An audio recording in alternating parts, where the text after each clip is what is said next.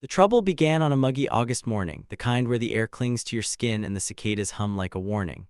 I was sipping coffee on my porch watching Pixel, my scruffy mutt, chase a butterfly across the yard when I noticed something new along the property line. A row of metal fence posts, freshly driven into the earth, glinted in the sunlight. They weren't mine. They stood squarely on the boundary between my land and the creek, a narrow easement I'd fought to keep accessible since moving here 3 years ago. The creek wasn't just scenic, it was my water source for the beehives I'd spent months nurturing. Those posts were trouble, and I knew exactly who was behind them. Karen Davis, my neighbor and the HOA's self-appointed enforcer, had been eyeing that strip of land since I declined her offer to share it for her planned gazebo. She called it a neighborly gesture, but her tone, sharp like she was doing me a favor, told me it was a power play. I politely refused, citing the easement's legal protections. She'd smiled, tight-lipped, and said, "We'll see about that." I hadn't thought much of it then. Karen was the type to huff and puff over untrimmed hedges or kids riding bikes too fast. Annoying but harmless, or so I thought. At noon, I was at the property line with a tape measure and a copy of my survey, the one I'd paid $800 for when I bought the place. The posts were 6 inches over the line, blocking my path to the creek. Worse, they were cemented in, meaning Karen wasn't just testing boundaries, she was claiming them. I took photos, my hands steady despite the heat rising in my chest. Pixel trotted over, sniffing the posts like they were an insult to his territory. "Yeah, buddy," I muttered, "this ain't right." I knocked on Karen's door, survey in hand, hoping to settle it civilly. She answered in a pressed linen dress, her platinum blonde hair pulled back so tight it looked painful. "What's this about?" she asked, her eyes flicking to the papers like they were junk mail. "Your fence posts," I said, keeping my voice even. "They're on my property, blocking the easement. The survey shows the boundary line clearly." She crossed her arms, her nails a glossy red. "That creek's a community asset. The HOA has plans for it. You can't just hoard it." "It's not about hoarding," I said. "It's about legal rights. The easement's in my deed. Those posts need to move." Karen's smile was all teeth. "I'll have my own survey done. Until then, those posts stay." She shut the door before I could respond. I spent the afternoon digging through county records online, confirming what I already knew. The easement was mine, protected by law. I emailed Karen a PDF of the deed and a polite request to remove the posts by week's end. No reply. Instead, the next morning I found a neon green HOA citation taped to my mailbox, claiming my beehives violated some obscure rule about agricultural structures. The rule didn't exist. I'd checked the bylaws. It was retaliation, pure and simple. By day 3, Karen had doubled down. 2 more posts went up and a spool of chain link fencing appeared in her driveway. I called the county clerk, who suggested I file a formal complaint but warned it could take weeks. I wasn't about to let Karen bulldoze her way through my land while bureaucracy crawled. So I printed the deed, survey, and easement laws, stapled them into a neat packet, and drove to the sheriff's office. Deputy Rogers, a lanky man with a no-nonsense drawl, met me at the counter. I laid out the situation, handing him the packet. "She's trespassing and obstructing my access," I said. "I just want this handled before it gets worse." Rogers flipped through the pages, nodding. "Clear as day," he said. "Let's take a look." An hour later, we were at the property line, Pixel wagging his tail as Rogers paced the boundary. Karen appeared, arms crossed, her face a mix of indignation and surprise. "What's this about?" she demanded. Rogers held up the survey. "Ma'am, these posts are on his property. You need to remove them today." Karen's jaw tightened. "This is HOA business. You don't have jurisdiction." "Property lines ain't HOA business," Rogers said, his tone final. "You've got till sundown or I'll be back with a citation." He tipped his hat. "Have a pleasant day." Karen stormed off, muttering about lawyers. I thanked Rogers, thinking that was the end of it. But as I watched her SUV peel out of her driveway that evening, I had a sinking feeling. Karen wasn't the type to lose gracefully. This wasn't over, it was just the spark. 2 weeks after Deputy Rogers shut down Karen's fence scheme, I came home to a scene that turned my stomach. My wooden fence along the creek was slashed in 3 places, the posts hacked like someone had taken a machete to them. Deep tire tracks gouged the mud nearby, and one of my beehives, home to thousands of honeybees had spent a year coaxing into thriving, was toppled. Frames lay scattered, honey oozing into the grass, and the air buzzed with confused, angry bees. Worst of all, Pixel, my loyal mutt, was limping, a rusty nail embedded in his paw from a splintered board left by the fence line. I knelt beside him, my hands shaking as I eased the nail out, his whimpers cutting deeper than the vandalism itself. At the vet, Dr. Callahan cleaned Pixel's wound, prescribed antibiotics, and warned me to watch for infection. "He's tough," she said, scratching his ears, "but keep him off that paw." I nodded, my jaw tight. The $200 bill stung, but the real cost was the violation. This wasn't just Karen's petty HOA games anymore, this was war. I wasn't about to let it slide. That night, I ordered 4 motion sensor cameras with night vision and real-time alerts, each one rated for outdoor use and tamper-proof.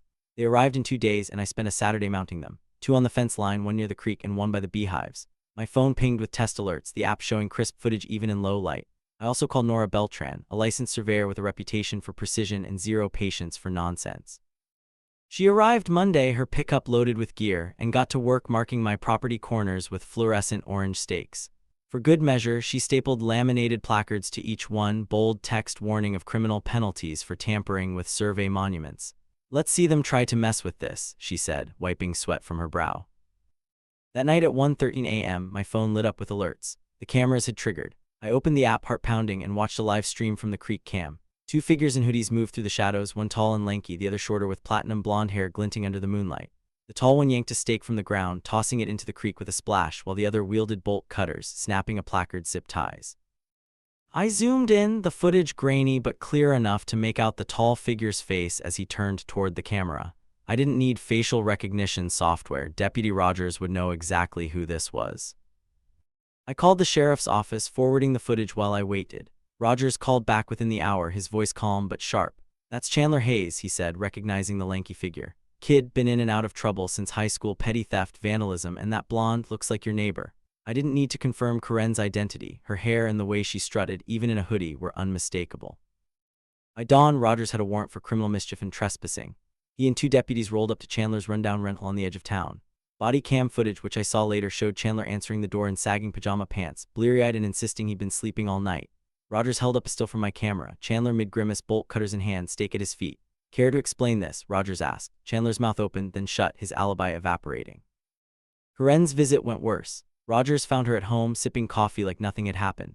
She denied everything, claiming she'd been in bed by 10 p.m., but a search of her garage turned up 3 of Nora's fluorescent stakes, a stack of torn placards, and a half-empty can of neon orange spray paint, the same shade defacing my no trespassing signs. Karen's story shifted. Chandler had stored tools in her garage without her knowledge. Rogers wasn't buying it.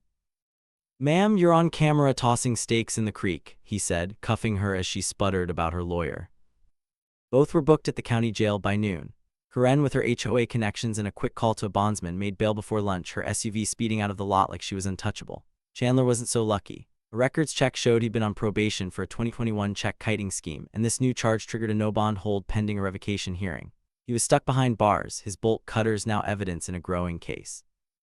I sat on my porch that evening, Pixel curled up beside me, his paw bandaged but his tail wagging. The cameras still hummed, their red lights blinking in the dusk. Karen might have thought she could bully her way through this, but I had evidence now, hard, undeniable proof. And with Chandler facing real time, I had a feeling he'd start talking soon. The spark had ignited and the fire was spreading.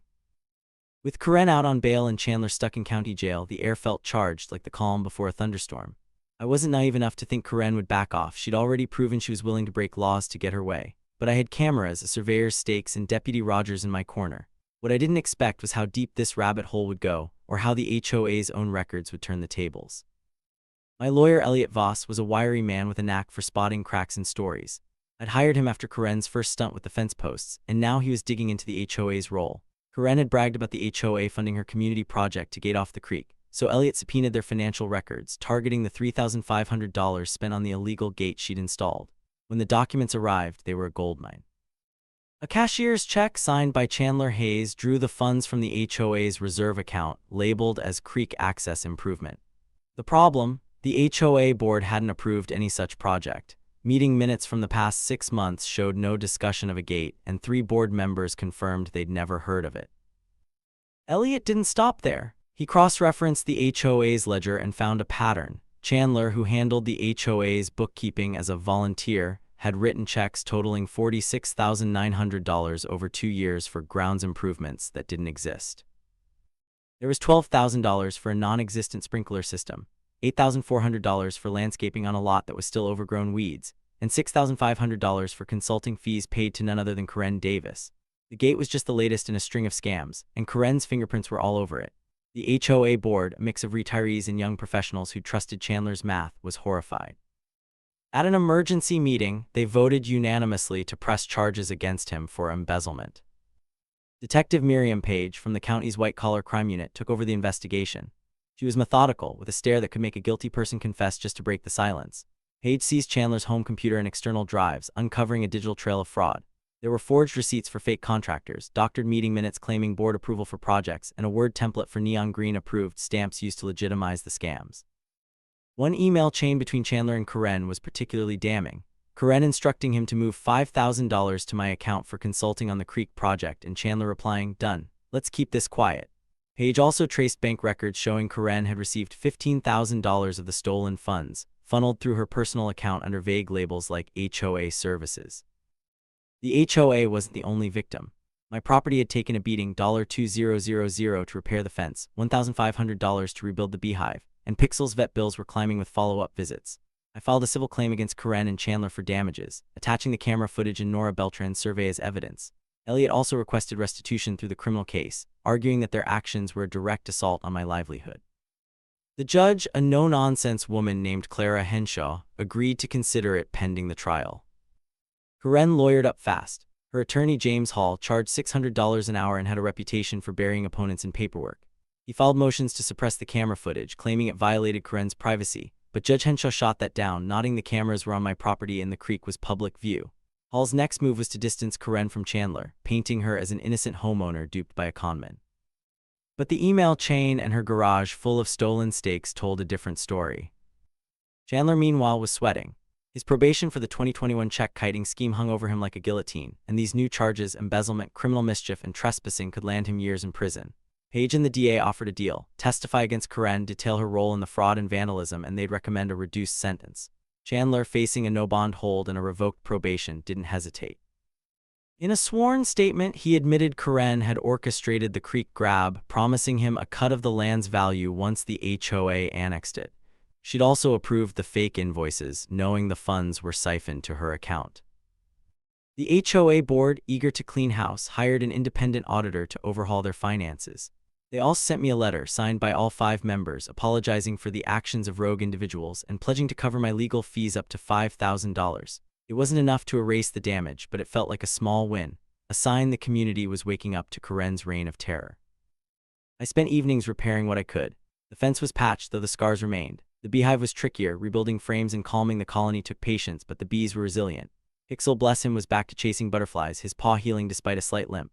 I'd sit on the porch with him, watching the creek ripple under the stars, the camera's red lights blinking like sentinels. Karen was still out there, plotting her next move, and Chandler's testimony was a ticking bomb. But for the first time, I felt the tide turning. Elliot called me one morning with a grin in his voice.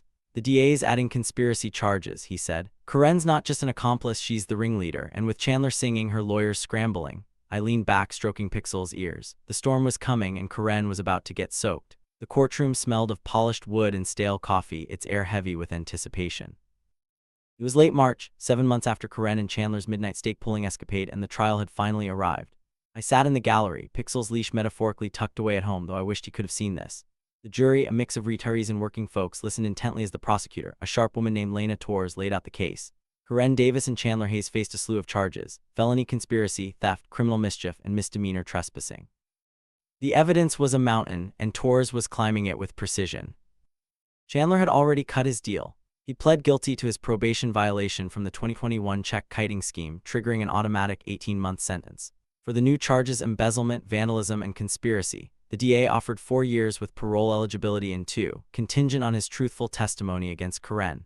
He took it, knowing the alternative was a decade behind bars. On the stand, Chandler was a nervous wreck, his lanky frame hunched, voice cracking as he detailed Karen's scheme. "She wanted the creek land," he said, eyes darting to her. "Said the HOA could annex it, sell it for a profit. I handled the paperwork, moved the money, and did the dirty work." Torres projected an email from Karen: "Get the stakes out tonight, no one's watching." The jury's faces hardened. Karen sat ramrod straight, her platinum blonde hair tucked into severe bun, her $600 an hour lawyer James Hall whispering furiously in her ear.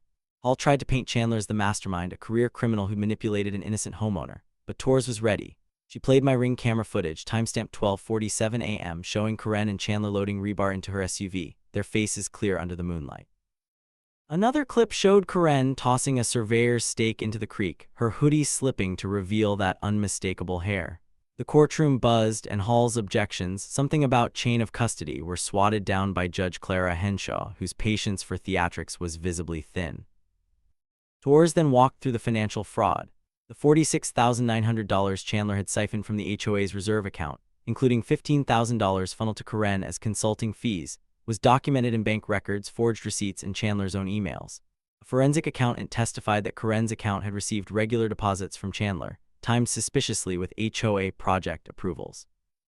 The $3,500 gate installed to block my creek access was the cherry on top, a tangible symbol of their greed. My own damages $2,000 for the fence, $1,500 for the beehive, $800 for Pixel's vet bills were submitted as restitution claims backed by receipts and Nora Beltran's survey. The defense's case was flimsy. Karen took the stand claiming she'd been misled by Chandler and had no knowledge of the vandalism. I trusted him to handle HOA matters, she said, her voice dripping with rehearsed sincerity. Tours didn't let her squirm free. So you trusted a man on probation for fraud to manage tens of thousands of dollars? She asked, holding up a photo of the stolen stakes in Karen's garage. Karen stammered, and the jury's skeptical glances said enough. After 3 days of testimony and 4 hours of deliberation, the verdict came, guilty on all counts.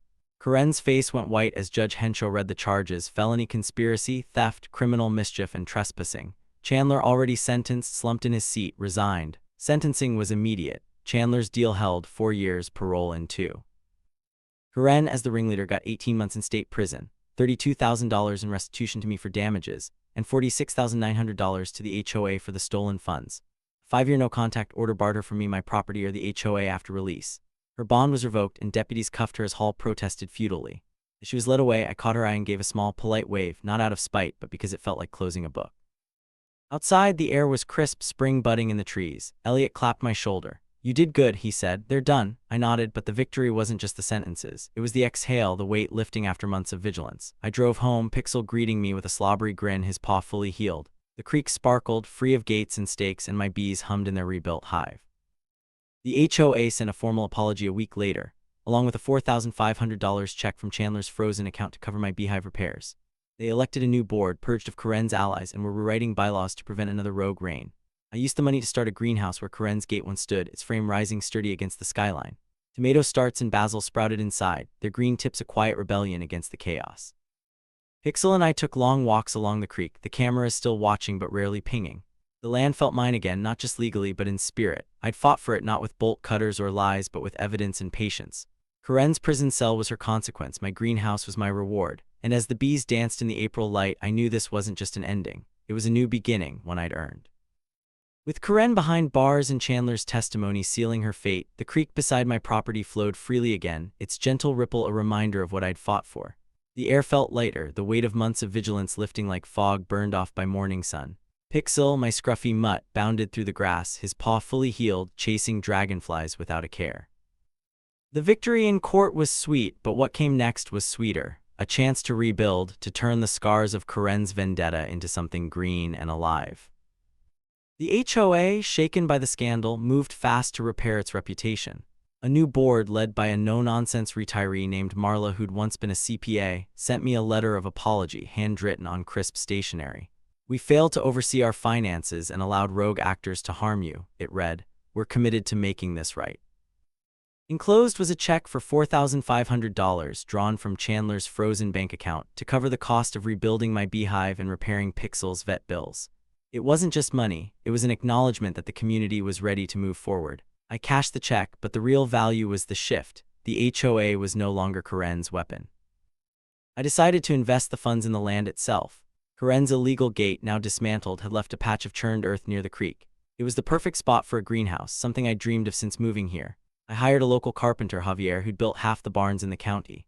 Together, we designed a 12 by 20-foot structure with reclaimed cedar beams and double-paned windows to trap the spring warmth.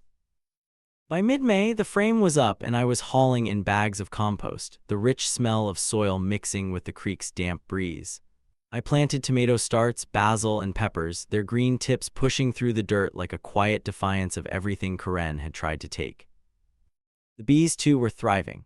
The rebuilt hive hummed with activity, the colony stronger than ever after last summer's destruction. I spent mornings tending them, the familiar buzz calming my nerves. Pixel would lie nearby, his nose twitching at the scent of clover, occasionally snapping at a low-flying bee before thinking better of it. The land was healing, and so was I. The cameras still blinked red at night, but their alerts were rare now, mostly deer or the occasional raccoon. The fight wasn't over, not entirely, but it felt like I'd reclaimed my corner of the world. The HOA's changes went beyond apologies. Marla's board implemented new oversight, quarterly audits, public budget meetings, and a whistleblower hotline for residents.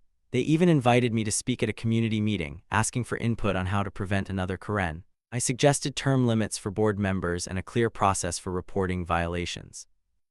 No one should feel bullied in their own neighborhood, I said, and the room nodded along, some faces red with memories of Karen's reign.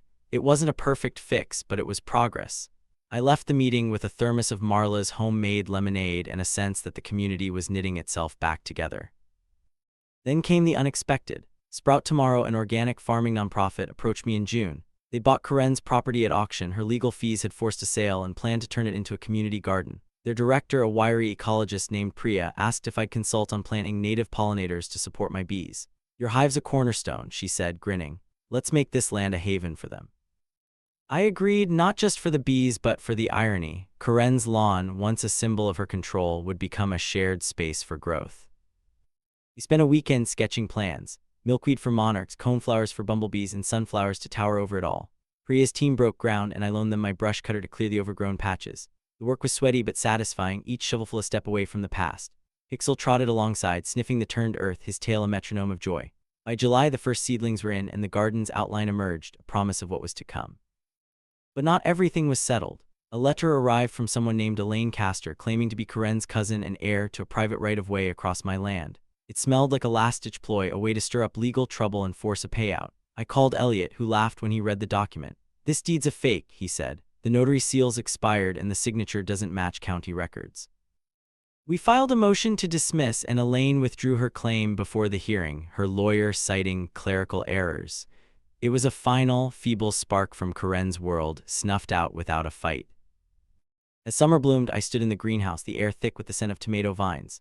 The bees danced outside and Pixel napped in a sunbeam. The creek flowed unblocked and the garden next door was taking root. This wasn't just a fresh start, it was a new chapter, one I wrote with patience, evidence, and a stubborn refusal to let Karen win. By late summer, the creek beside my property shimmered under a golden haze and the greenhouse stood proud, its tomato vines heavy with fruit. Pixel, my scruffy mutt, patrolled the yard, his limp long gone, his nose sniffing the air for adventure. Karen was a fatting shadow, her 18-month sentence ticking away, and the HOA had become a quieter, humbler version of itself. The fight over the creek felt like a distant storm, but just when I thought the skies were clear, a new ripple appeared, one that brought closure in ways I hadn't expected. In August, a letter arrived from Elaine Castor, who claimed to be Karen's cousin and next of kin.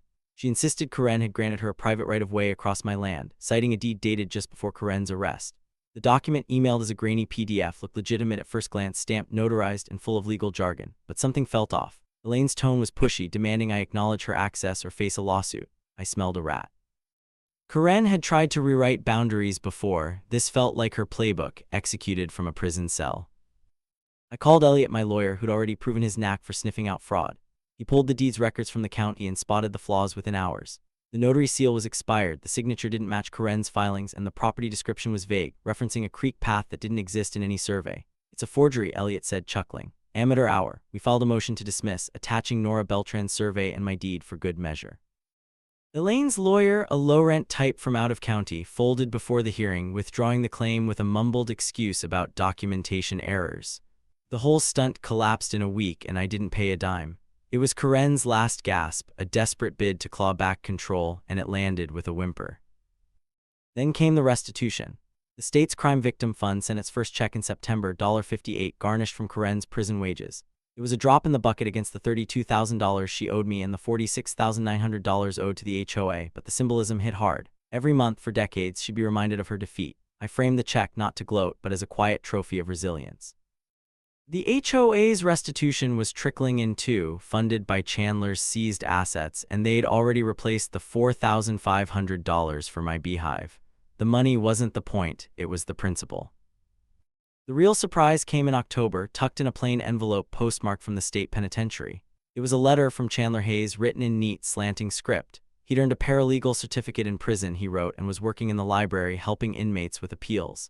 I know I caused you harm, he said. I was greedy, and Karen made it easy to justify. I'm sorry. Enclosed was a hand-drawn map of my property with suggestions for an orchard, apple trees along the creek, pears near the greenhouse. Just an idea, he added. I owe you more than lines on paper. I sat on the porch, Pixel at my feet, rereading it. Chandler's regret felt genuine, a crack of light in his messed-up story. I wrote back, keeping it short. Thanks for the map. The sunflowers are taller than ever this year. Keep your head up. No promises, no absolution, but a nod to his effort. The orchard idea wasn't half bad. I tucked the sketch in a drawer for spring. Maybe I'd plant a tree, not for him, but for the land. As fall settled in, the garden on Karen's old property, now Sprout Tomorrow's community plot, burst with life. Sunflowers nodded in the breeze and milkweed pods split open, scattering seeds for next year's monarchs. I walked the creek path with Pixel, the air crisp, the cameras silent. The fight had been brutal, but it had carved out this piece, a land free of gates, a community stitching itself back together. Karen's shadow was gone, and in its place something new was growing. Full circle indeed. Spring painted the creek in soft greens, and Karen's old property, now Sprout Tomorrow's community garden, pulsed with life. The nonprofit had transformed her manicured lawn into a patchwork of raised beds and wildflower patches, a middle finger to her HOA tyranny. They invited me to consult on native pollinators, and I jumped in, sketching plans for lavender and bee balm to boost my hives. The irony wasn't lost on me. Karen's land, once a battleground, was now a haven for the bees she'd tried to destroy. The first volunteer day was a revelation. Dozens showed up, new HOA members, families, even Deputy Rogers, sleeves rolled up, hauling compost. I loaned my brush cutter and we cleared brambles, planted tomato vines, and set up trellises. Laughter mixed with the smell of fresh earth as kids darted through, tossing dirt clods. Rogers, wiping sweat from his brow, grinned. Never thought I'd be gardening on her turf, he said. Pixel bounded around, sniffing every shovel, his tail a blur. The garden wasn't just plants, it was healing, a community reclaiming what Karen had fractured. By June, the beds were thriving. Zucchini sprawled, sunflowers towered, and bees hummed over coneflowers. Sprout Tomorrow named a corner Pixel's patch, a nod to my mutt's role in the saga. I stood there watching volunteers weed and felt the weight of the past year dissolve. Karen's prison sentence ticked on, her $58 monthly restitution checks a faint echo of her defeat. Chandler's orchard sketch, still in my drawer, might become reality next spring. For now, the garden was enough. This was the final victory, not just winning in court, but turning Karen's legacy of control into something shared and alive. The creek flowed free, my greenhouse thrived, and Pixel ran through the fields, his joy infectious. As I walked home, the garden's colors glowed in the dusk, a testament to what grows when you fight for what's right. Karen had tried to carve up my land, instead her own had become a gift to us all.